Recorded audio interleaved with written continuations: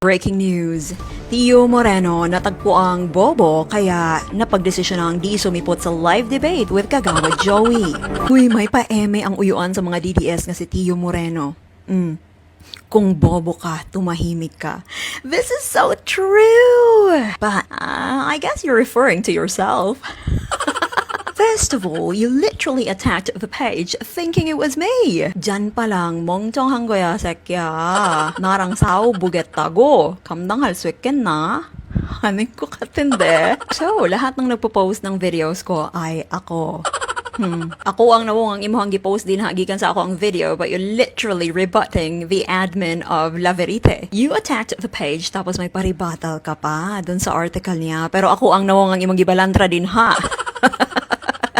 Pero sige, since I'm already identified with La Verite, and I'm proud of it, we are La Verite. Hoy, mga DDS!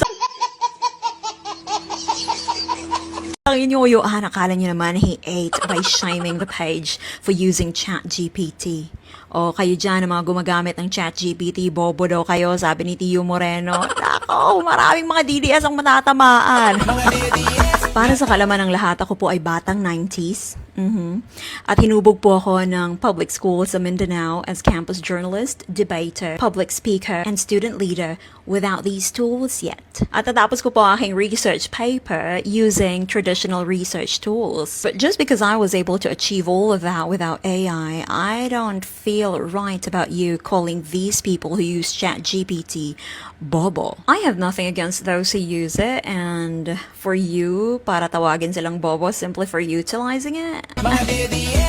When we look at you and your history, ang totoong bobo ay ikaw. Ang totoong bobo ay yung may kasyungaan kang desisyon sa buhay tapos sa iba mo sinisisi. Parehasa ng claim ninyo nga nabudol ko naman ni BBM. Pero at the same time, you would also say nga hindi mananalo si BBM kundi dahil sa inyo. So kinsa ang nambudol, di ba si Sara? Pero kay mga amaw man mo. No. Hindi dapat si Sara ang nambudol sa amin, dapat si BBM. Ang totoong bobo, yung sisigaw-sigaw ng, bring him home! Bring him home!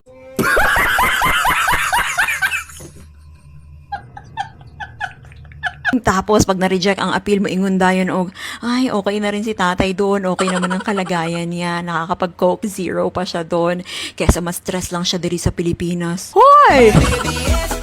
Ano ba talaga? Tapos ko kontrahin na naman ni Sarah. Sasabihin, inhumane ang kondisyon ng tatay ko doon. Bring him home. Wala ba kayong GC? Seryoso? Hindi magkakasundo yung mga pautot nyo. Ang gulo nyo. Etong si Tio Moreno, ang laki ng followings, pero tayo talaga ang pinag-initan. Did I poke you somewhere it hurt so badly? Speaking of debate, huy nga nung man kanisipot sa live debate niyo ni Kagawad Joey nga nagsabot naman daw ko mo. Bakit no show si Tio Moreno sa live debate na kinasahan ni Kagawad Joey? I know the answer. In-apply niya sa sarili niya. Kung bobo ka, tumahimik ka. Alam niyang bobo siya, so he decided to just shut up. At hindi sumipot sa live debate. Ganun lang yon. Breaking news, Tio Moreno natagpo ang bobo kaya napagdesisyon di sumipot sa live debate with Kagawad Joey. Napagtanto niyang walang laman ang kanyang utak maliban sa black propaganda kaya napagdesisyonan niyang manahimik na lamang sapagkat siya ay mataimtim na naniniwalang pag bobo ka, tumahimik ka. Very good ka dyan ba? Yes! Kung aminado ka nga nabudol mo, ayaw mo pagpahawod-hawod. Wag mo'y karapatan nga maghawod-hawod. Kamo ang nabudol o niya laing tawang bugo. Anong logic yan? Ingnan pa tanimog magbasa. Of course! Why don't you tell yourself that? Atong kasagsagan nga, pero tininyong pangampanya kay BBM, I suppose that you've already read everything about him. The history, public records, track record, everything. Ibig sabihin, wala jud mo nabudol. And at this point, I don't think it was probably kabobohan. It was willful evil. You willfully sold the Philippines and the Filipino people into this mess. Nagkaonsehan lang kayo, kaya kayo ganyan. Hindi ko na iisa-isahin pa yung napakahaba mong litanya kasi pointless. In debates, we often say to a worthy opponents. Pero ikaw? Not even worthy. At imanan na lang na imuhang VP, as in OVP.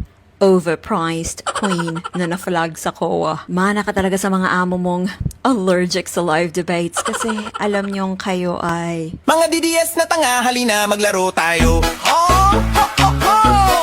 So, I'll be talking about the political dynasty in a separate video, hopefully. Kasi mahina ang kalaban. Ako lang to. An ordinary Filipino trying to fight against propagandas and disinformation na sumisira sa bansang ito. I've got an actual job and I can only make videos like this in my free time. I'll have to be honest though, hindi ko po ito kayang mag-isa.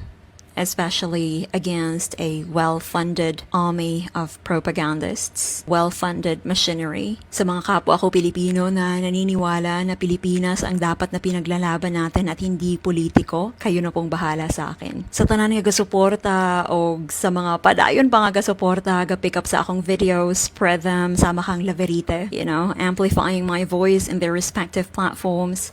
Daghang salamat. I guess now it's safe to say, we are Laverite. Mabuhay ang mga bisdak nga wa nagpadala sa mga pagpangilad. Mabuhay ang Pilipinas.